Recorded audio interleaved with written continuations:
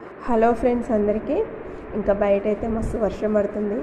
వాతావరణం అయితే మస్తు చల్లగా ఉందన్నమాట. ఇంకా రేపు అమావాస్య కదా, లక్ష్మీదేవికి పూజ చేయాలి కదా, అందుకనేసి ఇంకా వంటగది అయితే మంచిగా మొత్తం అంట్లు లేకుండా ఫస్ట్ మొత్తం అయితే అన్నీ కడిగేసిన అనమాట.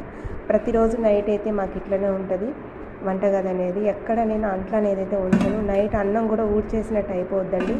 కొంచెం అన్నం అయితే ఇట్లా ఉండాలన్నమాట. ఎప్పుడు అన్నం ఊడ్చేసినట్టు వంటగదిలో ఎప్పుడు ఉండకూడదనమాట. కొంచెం అన్నం అయితే మనం మిగిల్చాలి. ఇంకా ఆ తర్వాత వచ్చేసి ఇంకా ఈరోజైతే నేను ఒకటి చెప్తాను. నేను ఎప్పుడైనా సరుకులు తీసుకొచ్చినప్పుడు ఎక్కువగా తీసుకొచ్చుకుంటాను కదా, అవి వచ్చేసి పెద్ద డబ్బాలో పోసేస్తాను అనమాట. అంటే అందరు ఇట్లనే చేస్తారు. ఈజీగా ఉండడానికి ఇలా పెద్ద డబ్బాలో పోసుకొని ఇంకా నేను చిన్న డబ్బాలో పోపు కోసం పోసుకుంటాను అనమాట. ఆవాలు డైలీ వాడతాం కదా, ఇంకా డైలీ చిన్న డబ్బా ఒకటి తీసుకొని నేను కూర వండేటప్పుడైతే ఈ ఆవాలు అయితే వేసుకుంటా. ఎప్పుడు ఇంకా ఈ డబ్బాలు వచ్చేసి ఎప్పుడు నాకు ఆవాలు అయిపోతే అప్పుడు కడిగేసి పెట్టుకుంటాను అనమాట. అయితే నీట్గా ఉంటాయి. ఒకేసారి మనం ఇల్లు దులిపేటప్పుడు అన్ని డబ్బాలు ఒకేసారి కడగాలంటే కష్టమవుతుంది. ఎప్పటికప్పుడు అయిపోయినప్పుడల్లా కడిగేస్తూనే ఉంటాను అనమాట. అందుకనేసి డబ్బాలు తెల్లగా ఉంటాయి, వంటగది చూడడానికి నీట్గా ఉంటుంది అనమాట. ఇగో ఈ డబ్బా మంచిగా కడిగి పొద్దున వచ్చి ఆరబెట్టిన.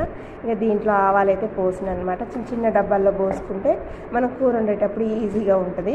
పెద్ద పెద్ద డబ్బాలన్నీ మనం పక్కన పెట్టుకోవాలి. ఎప్పుడైనా తడి లాంటిది యాక్సిడెంట్లీగా జరిగినా కూడా ఎక్కువ పోపు దినుసులు ఉండవు కాబట్టి ఇక ఖరాబ్ కావన్నమాట.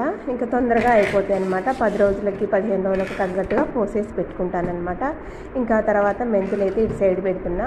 ఇంకా మెంతులు అయితే నేను రసం చేసినప్పుడు, ఎప్పుడైనా పులుసులు చేసినప్పుడు అప్పుడు మాత్రమే యూజ్ అవుతాయి అనమాట. అందుకనేసి ఇంకా డబ్బాలు అయితే మంచి, నాకైతే ఎక్కువ ప్లాస్టిక్ డబ్బాలు అయితే కొత్త అయితే లేవండి. ఇవన్నీ ఇంకా నేను కొని కూడా 3 years అయిందన్నమాట. రేపు పొద్దున్నే లేచి ఇంకా లక్ష్మీదేవికి దీపం అనేది పొద్దున్నే లేచి పెట్టేస్తానమాట. ఈజీగా ఉంటుంది. మీకు నా వీడియో నచ్చితే తప్పకుండా లైక్ అండ్ సబ్స్క్రైబ్.